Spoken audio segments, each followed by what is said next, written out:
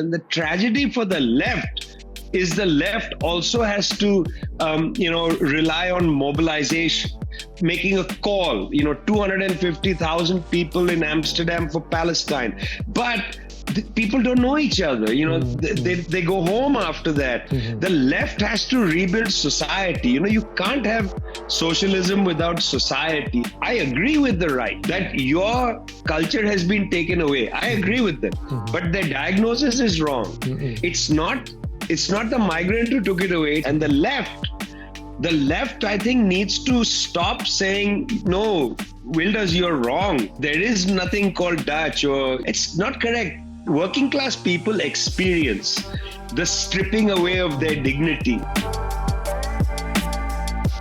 Welcome, Vijay, to Radio Coopt. I'm really happy to meet you again. We met last week when you were in Utrecht. Unfortunately, your schedule was a bit too tight to have the interview then. So I'm really happy you're making the time now for the interview still. You're back in Santiago, Chile, where you live. So I've been following your work for some years now, and I think you're one of the best political analysts of our time, for sure. And in my perception, like, everybody knows you. But when I told some friends I was going to interview you, they said, like, who is that?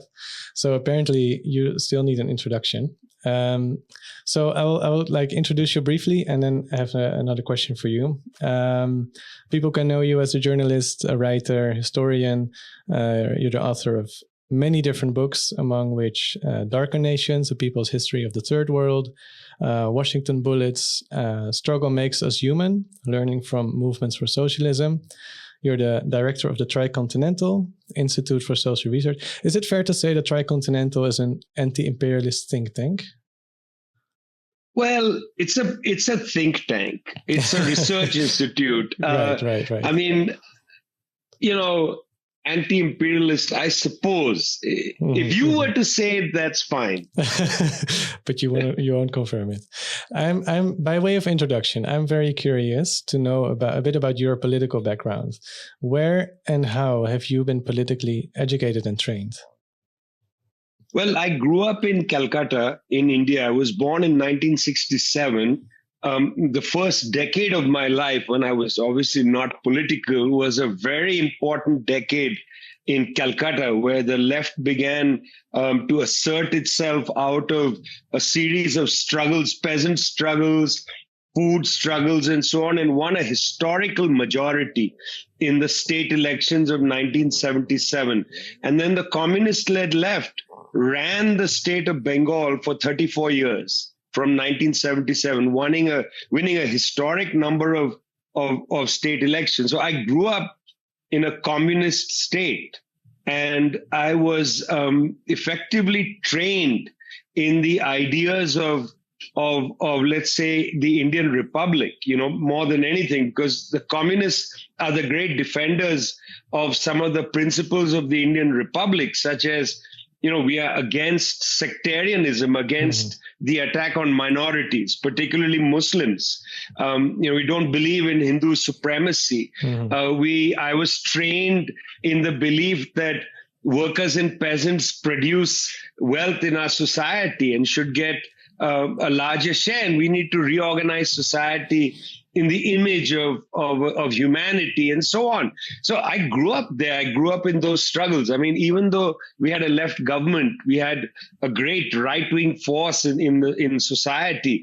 And I grew up being part of that. I have family members who are communists and so on. So it was a exemplary training. And of course, then I went to North India, and it's an interesting situation when you confront violence, terrible violence, religious violence, and that was really my school. 1984, the violence against the Sikhs in Delhi, that was like a university degree. So really, I was shaped by what in India is known as communal violence, but really it's just religious violence.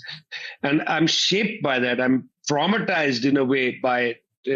And my fight to, in a way, try to produce some humanity in the world is against that kind of violence. Mm-hmm. The war in Iraq, the war in Libya, and so on. Mm-hmm. Yeah, really interesting. Yeah, that has some touching. It touches a bit on the topics of today. So in the Netherlands, we have elections coming up by the end of October. I'm actually not sure when I'll be publishing this interview, maybe after. But anyways, it looks kind of bleak. It looks like Geert Wilders is going to win for a second time in a row. So it's fair to say the far right has its sway over this country, as it has in many countries in the global north. And the left seems as good as absent in Dutch parliamentary politics. I don't really want to focus on parliament, but it is a good reflection of society in general. So taking this like as a reflection of society, I would love to talk to you about like building up political power, building up working class consciousness. So let's just dive into it. And what do you think? How can the left appeal to the working class again? Well, in a way, the structures of history are favoring the kind of far right, what we call a far right of a special type. Wilders is very much part of that. Mm-hmm. What do I mean by the structures of history? Capitalism, as it's developed and morphed, has really, in a way, completely shattered the existence of society.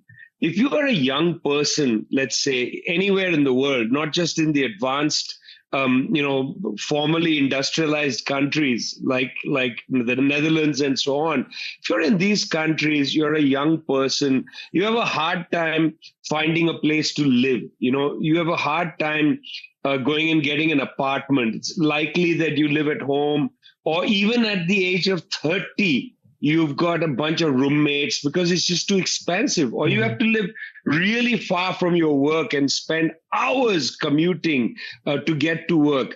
So what happens is with long commutes or with roommates, there is a kind of disorientation in society. People don't know how to be adults, in a way that they think an adult should be.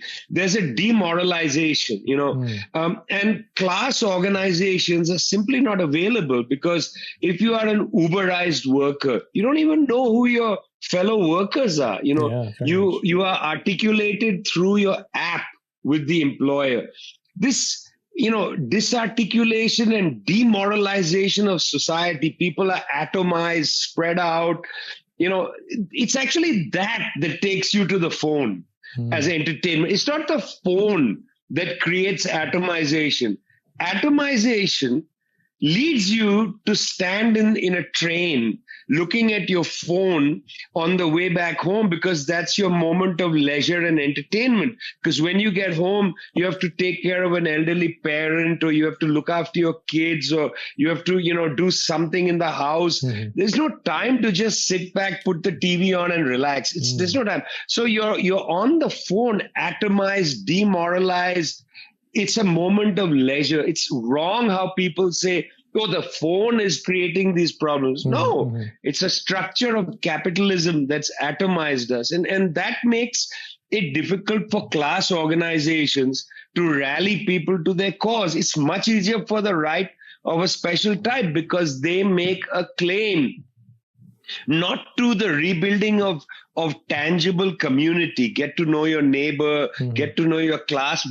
No, it's in the name of the nation or the race or something abstract like that. And then they mobilize you in large numbers to come on your free day to some demonstration. And the tragedy for the left is the left also has to, rely on mobilization, making a call, 250,000 people in Amsterdam for Palestine. But people don't know each other. They go home after that. This is okay for the right. The right thrives on mobilization and mobilizing people to the polls. The left has to rebuild society. You can't have socialism without society. It's the underneath of that, and society has been destroyed. So when you ask me, how does the left do this? First, I think we need an accurate diagnosis of how we are basically put into a secondary position as a consequence of the structures of capitalism breaking up society. Yeah. So how do you think this happened? Like, are we more atomized than like 30, 40, 50 years ago? And like, why? Well, we are absolutely more atomized than we were. I mean, one of the principal ways in which two principal ways in which atomization happens. One is the nature of the job market. I mean, previously I went and I got a job in a factory, or I went and I got a job in some service sector. I had desks with other employees, or I worked in a shift with other employees. I met them at lunch. I talked to them at lunch. Yeah. We went out together and so on after the thing ended. Now you have 0-hour contracts. So if I work in a grocery store, I don't know who the other employees are because they keep changing, who's working on my shift. And it's a 0-hour contract. I can get fired in a minute. I don't have recourse to anything. If you work actually as a Uberized employee, whether you're delivering food or you're working, in a software, thing called, giving somebody advice on how to repair their computer, all of this is the structure of atomized capitalism. That's the nature of work. And then, as I said, the nature of housing. In an earlier time, let's say your parents or grandparents, they could go to the bank and get a loan and buy an apartment or a little house, and then they had neighbors and they sort of put some roots down. Now, look, the housing market in most parts of the North Atlantic, impossible. I mean, the housing market in Barcelona, Brussels, these places are impossible. You just can't be a young person, without a college degree or even with a college degree and just walk into a bank and say, hey, can you give me money? I just saw an apartment. I want to buy it. They'll say, on the basis of what? Yeah. What do you have? Yeah. You have nothing, So then you end up in this way where you move apartments every 2 or 3 years, you're shoveling about, you're desperate for a place. I mean, this creates the atomization. It's the really the renewed attack on workers through this form of 0-hour contracts and atomization that produces a lot of these problems. It's not like this generation is, how people talk, Gen Z this is nonsense. Capitalism has produced this sense of complete in a way, demoralization. I already said demoralization. I really feel that this is a demoralized period for society. Yeah. So like, I think Marx analyzed in his time that like something happened he called socialization of production and the privatization of profit. But I think what he meant is that like people go to factories and then with hundreds at the same time, they work in the factory, they work at the conveyor belt. And so like you see your colleagues, you know them, you talk to them, and there is a sense of sameness or being in the same boat, right? And so that's kind of disappeared in a lot of jobs right now. So how do you think we can break through that? And like, how do we do that? Well, look, firstly, socialization of production is a key concept in Marx. I mean, he basically took Adam Smith's idea of the division of labor, which is within a factory, and suggested that actually the division of labor happens across entire sectors. It's not. Today we live in a highly socialized, where socialization of labor is at a very complicated high level. I mean, a worker in the Congo is related to a worker in China, is related to somebody delivering a product in Utrecht. They are all part of a socialized labor. They just don't know each other. But they are all linked together. And that's one of the unfortunate things, is that labor sees itself in this very narrow way. I'm a delivery person. But my friend, you are linked all the way back to that worker in the Congo. You are a chain of workers. You're bound together and so on. And the profit is privately accumulated that you are able to generate for somebody else. Yeah. But because they are socialized abstractly, it's the difference in Marxism between a class in itself and a class for itself. This entire chain of socialized labor is a class in itself. It is all part, they're all part of the working class, but they are not a class for themselves. They don't know each other. Forget, they may even have a high consciousness of being a worker and being exploited and being angry and so on, but they just don't know people in the chain, because capital has very cleverly built walls between you and me, very cleverly. I mean, there are workers who work in factories, who go into the factory floor, actual factory. They go into the factory floor and they don't know who else is there. That is extraordinary. They go in and every time it's different people, because the shifts keep altering. Why? Because the factory manager has basically dictatorial power over the shift roster. They decide. I mean, you don't need to take a factory example. Take a fast food restaurant. Take a McDonald's. In McDonald's, the manager has a dictatorial power over who comes in when. And they can call you at 12 o'clock in the day, noon. They call you and say, can you come in at 1? You say, I can't come in. You drop down on their roster. So you're supposed to be sitting there waiting to be called for a minimum wage job. That's that dictatorial power of capital. In a time when people talk, they sing the praises of democracy. But what we have is dictatorial power to the manager across work environments, across work environments. That creates what I'm talking about. The demoralization comes because the workplace has become a dictatorship. Yeah, it's interesting that you said this example of like calling a worker at 12 to tell them to come in at 1. I think in the Netherlands, at least officially, there's like laws against this, right? Like this is illegal, but like almost nobody knows this for starters. And then even if you do know, like, do you have the power as a worker to enact that? Like, no. So yeah, who's going to take the employer to court? I mean, you have the resources. I don't have the resources. Exactly. I don't have the time, man. I mean, I got bills to pay, Exactly. So you mentioned something about like politics needs a society, and society is broken or destroyed. What do you mean by that? Like I think you said something like we need to build society. What do you mean by we need to build society? There was a time in places like the Netherlands, in Belgium, and so on, where the trade unions in the 19th century had actually started building upon the fact that there was a working class society, meaning workers lived, because of the nature of class segregation. One of the I think contradictions of housing, in capitalism in housing, is that you have class segregation because you have different neighborhoods with different prices. So that means workers live contiguously. And then there was a bar in that neighborhood. Workers went to the bar. They went to the same shops. And so trade unions, when they developed, entered society. The trade union halls were built in workers' neighborhoods. And that's the hall where you might go on the weekend for a dance. Or if your children want to get married, you book that hall. They get married there. Your society was built around working class institutions.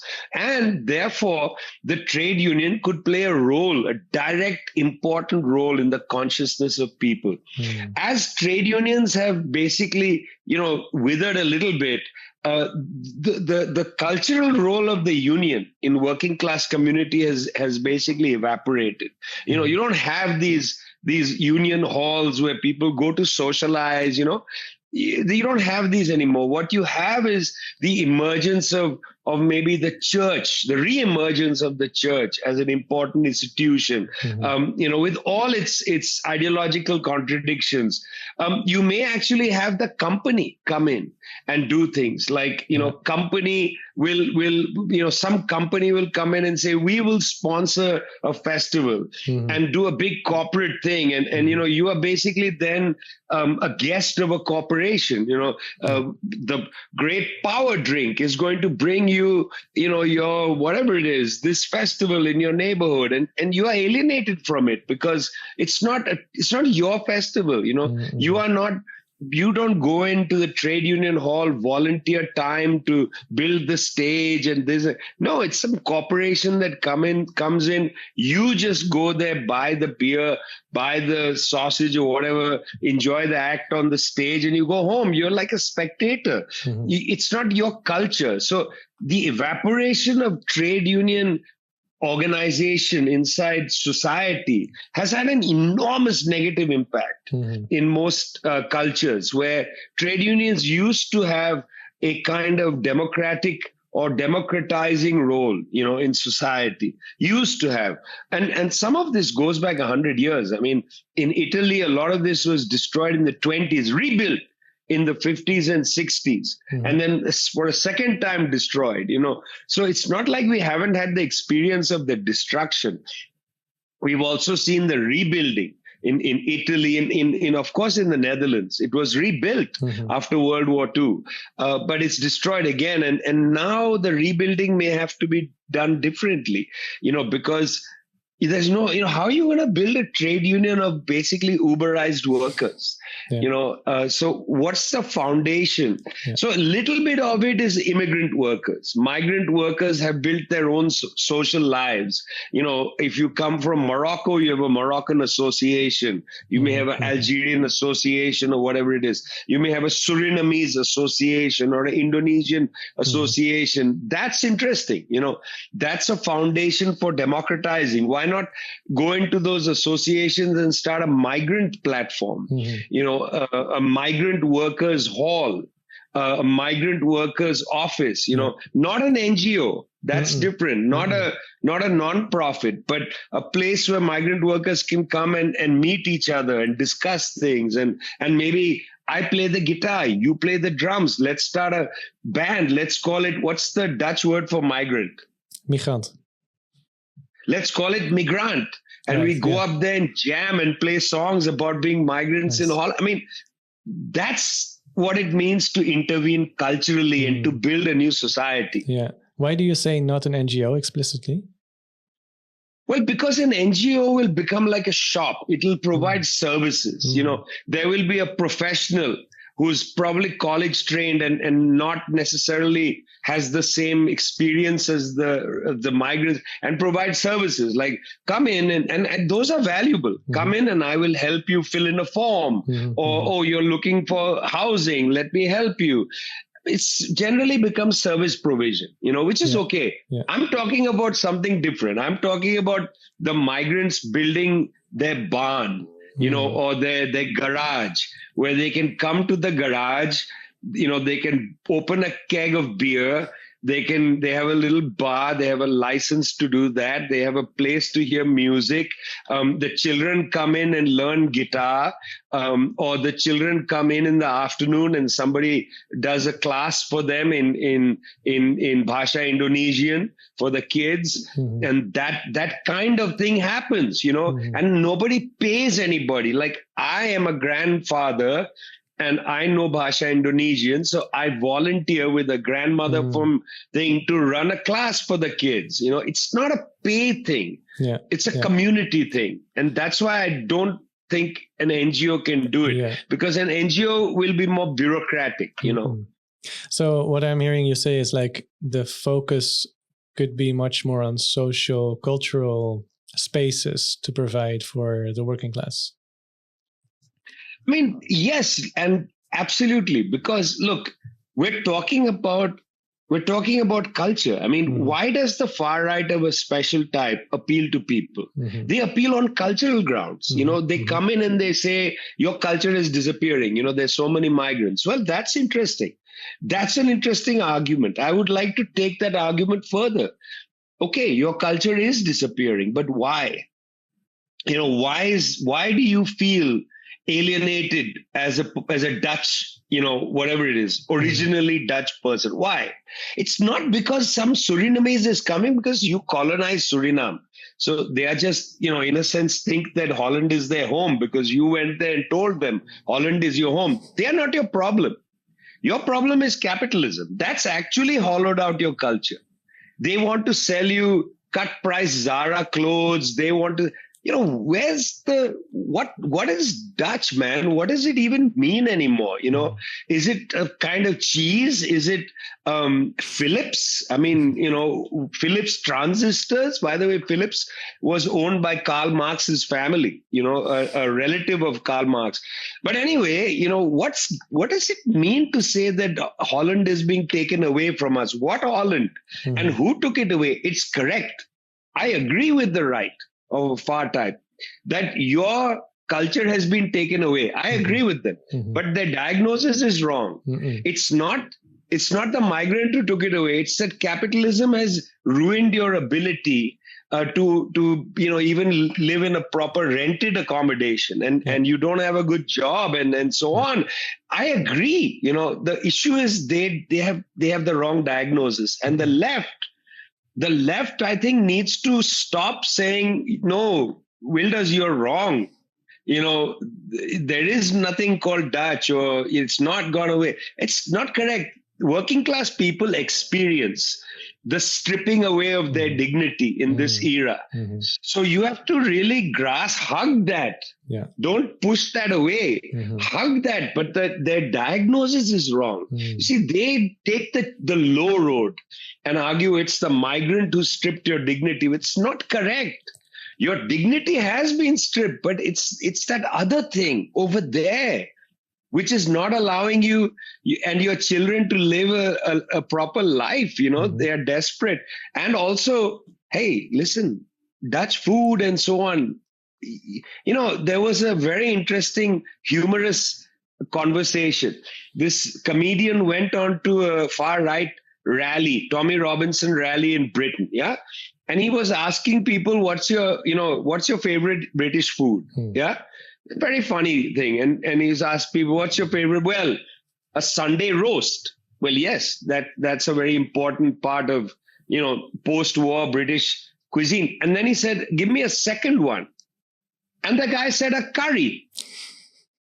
Yes, of course it's a curry. Yes. Of course, chicken tikka masala is the most popular dish in Britain. Of course it is, even for these right-wing fellows. Yeah. Even they don't really know what does it mean to say British. British includes curry. I agree with him. Yeah, okay, if I ask people at a Wilders rally, what's your favorite food, pal? Dutch food. What would they say? What would they say? They might say kapsalon, which is like a mash of fries and shawarma, which is like which originally maybe comes from Turkey. So yeah, similar things. And it is Dutch. It is. It's very Dutch. Yeah, it's like very much like a merge of culture, like literally in a plate. So that's great. But then then we can go further and say second, third, fourth. Yeah. I mean, partly the Wilders argument about let's take our country back is absurd. It's absurd because you're taking your country back from the wrong people, Gert. Yeah.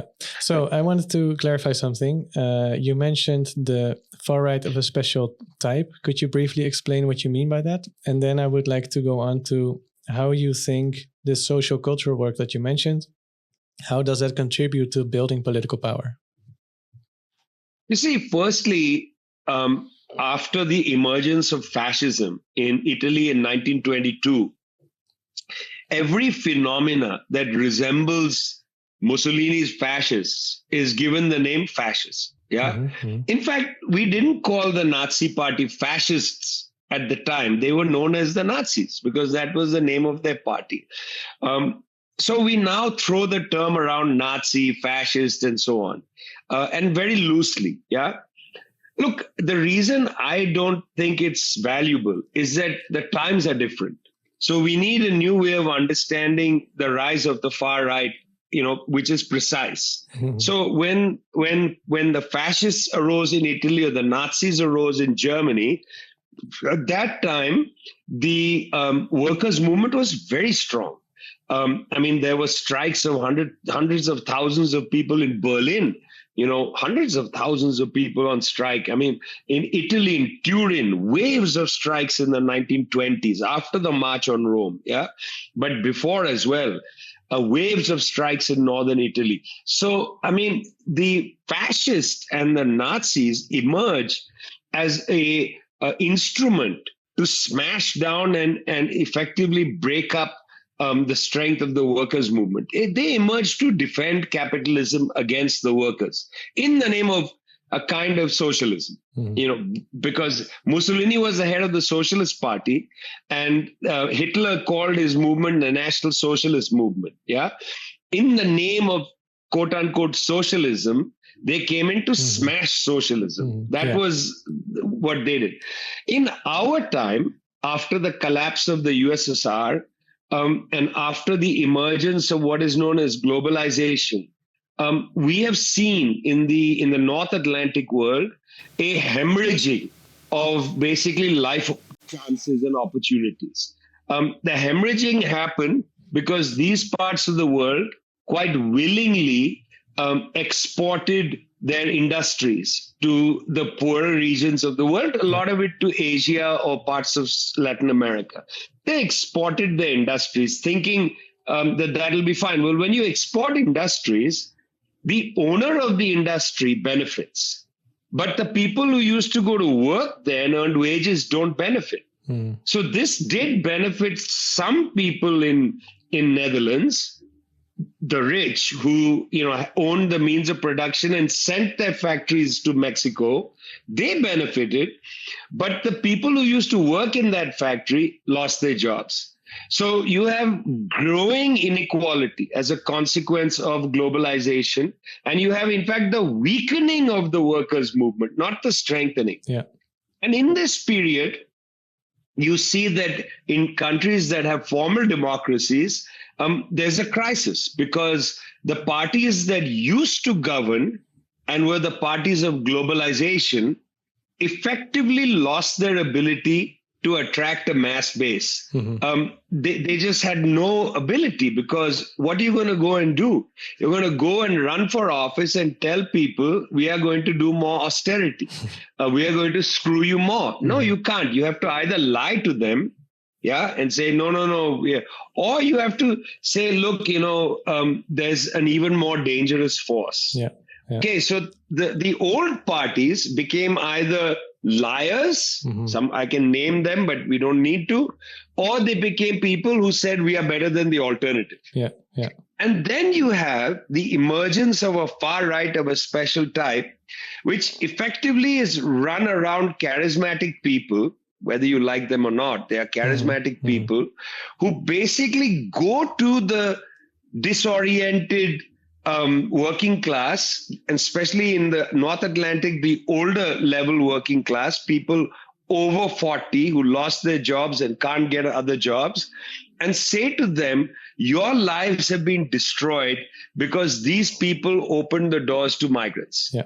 And that anti-migrant posture attracted and accumulated sufficient mass base to actually become a decisive threat to the old parties. And in some cases, like in Netherlands, it began to win. What the far right of a special type does is it sort of accumulates the distress, all the distress, and takes it in a direction, an anti-immigrant direction, or it talks about the rise of feminism or too much, trans issues or gay issues or this or that. It sort of diverts attention from the question of globalization or any class issue, but it appeals to the class in class language, exactly, but doesn't talk about class grievances. Very clever. Yeah. So it has the same function as the fascist movement of the early 20th century, but they come in different forms, basically.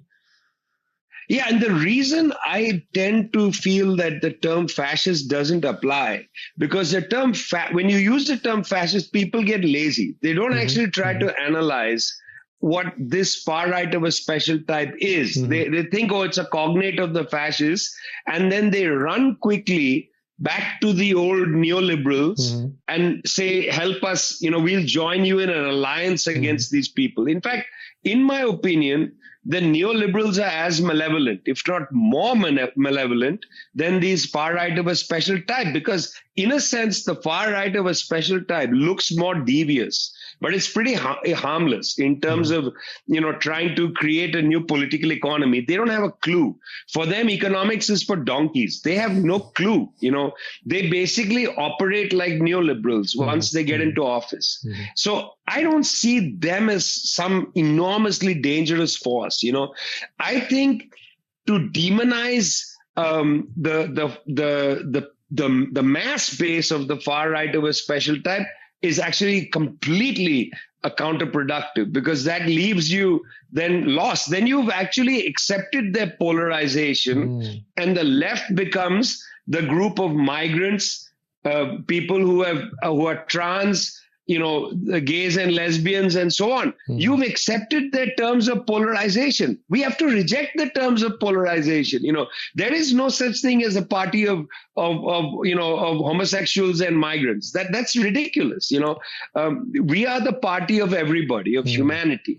And therefore we need to appeal to their mass base, not demonize them. The term fascism is a demonizing term used by neoliberals to make us forget that their role. I mean, Macron, for instance, will say, "Oh my God, they are, she is a fascist," or in Germany they'll say the AfD is a fascist, so vote for the Christian Democrats. What? Yeah. What? I've got dissonance here. Yeah. So coming back to the cultural work you mentioned, like the learning guitar and like the bars and stuff. So how does that contribute to building political power? How do we build political power in the long run? Well, if you have a political party, for instance, and in Netherlands you have excellent political platforms, of the left that are growing and are I think quite sincere.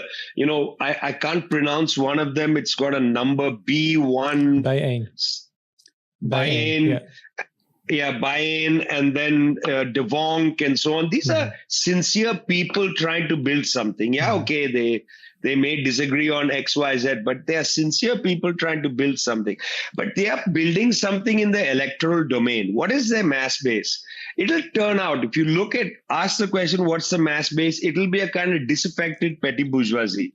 It'll be people who are, sort of working in the tech industry or working in design or working in doing some freelance writing. The people. It's our friends. It's our crowd. It's some musicians and this, that.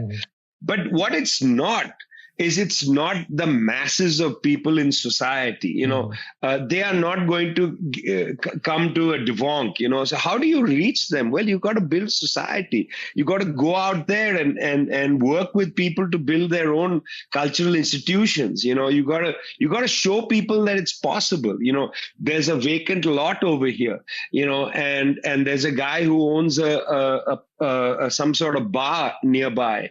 You work with the guy who owns the bar to somehow get access to that vacant lot, put up a shed and start some sort of place. You don't wait for the state to do things. Or actually, you have Bijeen has a city councillor. Let the city council, 2 or 3 Bijeen people, maybe you'll have one De Vonk person after the next election. Let them fight as a minority to get access to that one space. And the chances are the rest of the council will say, okay, you can have that one space and, you can get an electrical connection and whatever.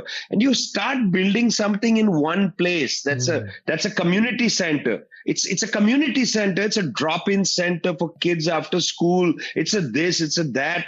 And you run it with volunteers. The political party has their cadre there, De Vonk, Bijeen, they send people to run it, people with different kinds of skills and so on. And you appeal to this one neighborhood, that becomes infectious. Another neighborhood will want it. You got to build the society again. That's what I'm saying. You can't, inside the word socialism is the word social. If you don't have a society, you can't build socialism. Yeah, really interesting. So, trying to connect this to something else, right? Like also to the way you talk about like the far right of a special type, times are changing. So the far right in the 20s of the 20th century won't be the same as the far right in our 20s in this century. And in similar sense, for maybe like a classical Marxist Leninist, like in a strategy of building power, the vanguard party is like a very central thing, right? But times are changing, and I'm wondering, like, what do you see a role for any type of vanguard, and if so, how? Like, what should they do? What should it look like, or what should they not do? Well, vanguards are also to be understood in a very precise way. A vanguard isn't a group in a party that tells people what to do. Vanguards help shape things. So, for instance, if you have a certain moment where there are, spontaneous protests or strikes or uprisings, these things happen spontaneously. Capitalism imposes certain pressures on people, and then they go out on the street and say, we can't eat, inflation is too much, whatever. The vanguard has to come in to help shape working class struggles. Why is that? Because it's very easy, for instance, that people come out on the street and say, hey, listen, inflation is too high. And so therefore, we are angry that all these migrants have come and they are bidding prices up, and they are renting apartments, so we can't rent any, so we hate migrants. Now, the vanguard of a left party goes and says, actually, it's not the migrants. Like, let's be clear. Let's take this one street. There are 25 apartments and there's 3 migrants. So why are you targeting the migrant? This is an issue of landlords. If you don't have the vanguard there, that's trained, that's the best fruit of that, perhaps that community itself, working class youth who have been, talking to each other, sharpening their understanding of reality, studying their neighborhood, having an accurate perception, building their theory. If you don't have a vanguard in there contesting the space, you lost the whole thing. Mm-hmm. See, what happens when you rely on, decentralize this and decentralize that, is that there's nobody trained to have the argument. You have a whole bunch of people, and then the right comes in, fundamentally trained to come and orient a struggle in a certain direction. Mm-hmm. And then you go home saying, oh my God, these people are crazy. They're so dangerous. They need to be banned. So you then hide behind the state instead of going and having the argument with the class, in a very trained and disciplined way. That's a vanguard. Mm-hmm. That's a vanguard. Vanguard doesn't come in there and tell people, listen to me, obey me. Mm-hmm. Vanguard doesn't seek obedience. It seeks respect. Mm-hmm. And you get respect by doing the work and by having a sensible, factual argument. Yeah. You see, if you have a factual argument, if you come in there and say, look, there's 25 apartments, 3 migrants, why are you blaming the migrant? That's a factual argument. Then the people arguing with you will say, really, there's only 3 things. I don't agree with you. It seems to me much more. You say, okay, no, it's not more. There's a family from here, a family from there, and a family from there. That's it. And we have the names of all the other families. We've done our research, We are a bunch of working class kids, but we have been trained. We train each other as well. Yeah. We go out there and learn. That's a vanguard. So like being trained as a vanguard is, I guess, easier if there's like a tradition of a strong socialist trade unions or a strong socialist party. They have like an infrastructure, trainings, like you can kind of join into the program and be educated like that. What if those structures are absent? How do you train a vanguard without those kind of structures? You see, there's always something, even 150 years ago, before trade unions became a major force or before left parties arrived, somebody decided, look, we need to be out there. We need to argue from the facts and so on. There's always been nothing. And then something came out of nothing. So but it's not true that in the Netherlands you're starting with nothing, because there are Bayern, De Vonk, these political platforms exist. Within these political platforms, there's a lot of highly experienced people, some of them bringing the experience from other countries. That's the interesting thing about migrants. Migrants actually are not just people who came on a boat and so on, they, before they migrated, might have been student leaders. They might bring all kinds of experiences. Yeah. But even people who haven't migrated, who are from there originally, they may have an uncle who used to be something. They may have a grandfather, a grandmother who was a, shop steward somewhere. You don't know where the experiences lie. And when you start getting involved, okay, I'll tell you, this has happened to lots of people. I start going to meetings, I start getting involved. And then some aunt comes to me and says, I'm so proud of you for doing this. It's so important. When I was young, I used to be blah, blah, blah, blah, blah. And then I say, listen, auntie, do you mind coming to our group and talking about how you did X, Y, Z? Because we really have no clue. Yeah. And the aunt says, I would love to. I mean, transfer of skills happens in ways you don't understand. Somebody had an experience 40 years ago, then the experience has been beaten into them because the world has changed and those experiences don't seem relevant anymore. And now suddenly your nephew or niece is involved and you're drawn in. Yeah. So I would say to you that society is hiding a lot. As much as society is broken down, there's a lot of hiding in there. And we have to basically awaken those energies. Interesting. Yeah, particularly in the Netherlands, by the way, now that you mention this, like we do have access to like a really interesting group of highly trained comrades, actually. There's a lot of Filipino political refugees living in the Netherlands. And they fled from the Philippines. They fled some fascist regimes, and they're here, right? Like they organize things. We can I know many of them personally, we can learn. I learned so much from them. No, you're actually right. And society is hiding a lot of things.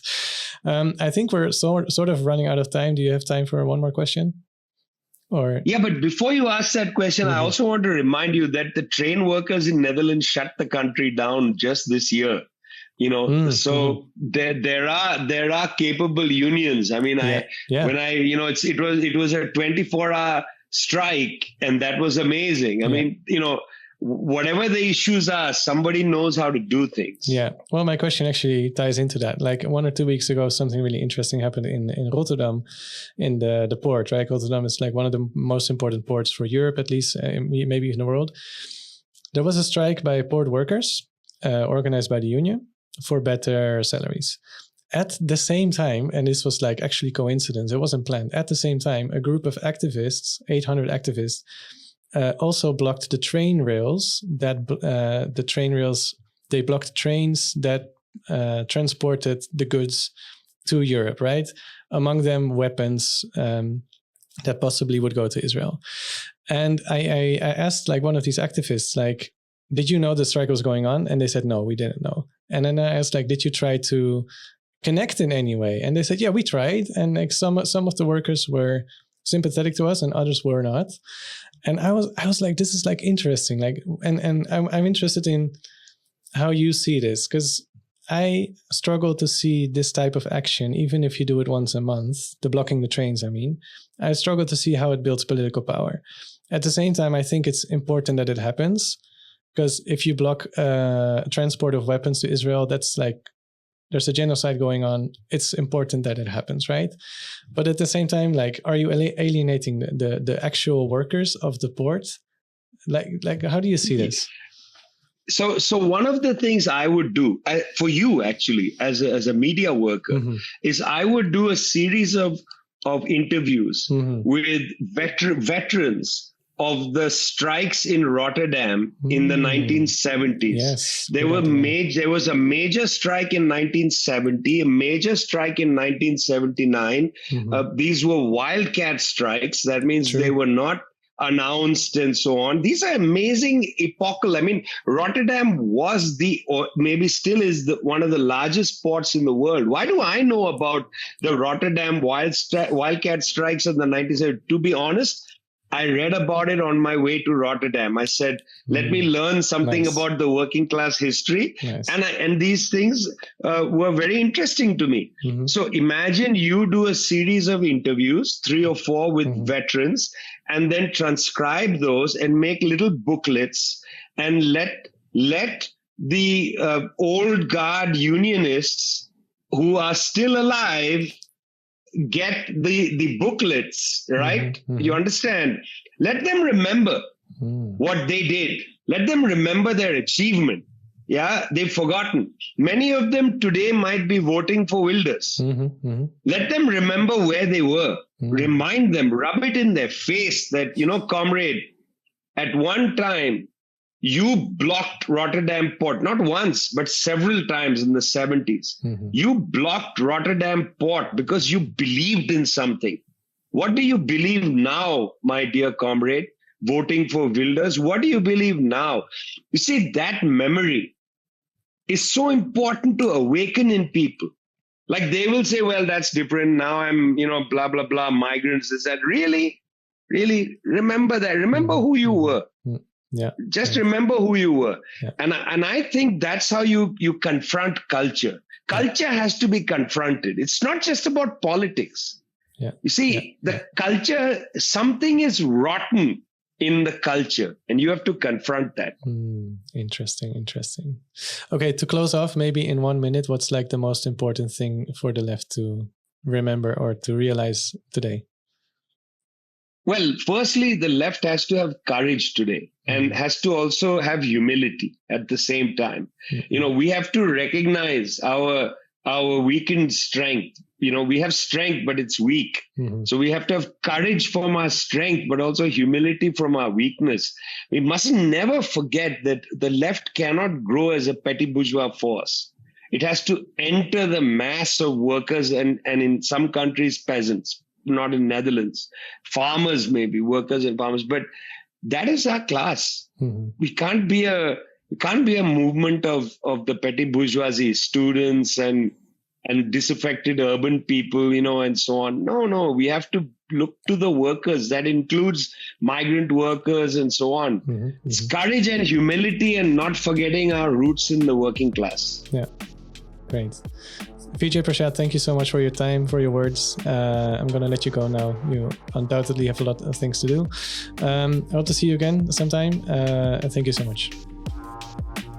Fantastic. Thanks a lot.